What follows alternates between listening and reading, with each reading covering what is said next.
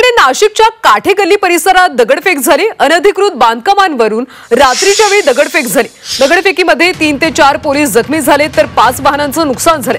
घटनास्थळी आता पोलिसांचा मोठा बंदोबस्त तैनात करण्यात आला। नाशिकच्या काठे गल्ली परिसरात दगडफेकीची घटना घडली। अनधिकृत बांधकामांवरून रात्रीच्या वेळी दगडफेक झाली आणि यामध्ये 3 ते 4 पोलीस जखमी झाले तर 5 वाहनांचं नुकसान झालं। दरम्यान या घटनेनंतर आता पोलिसांचा मोठा बंदोबस्त तैनात करण्यात आला।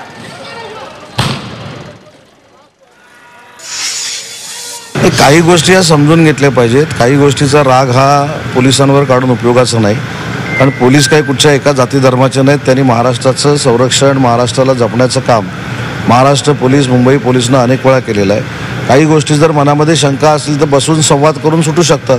त्याच्यासाठी दगड हातात घ्यायची काही गरज नाही।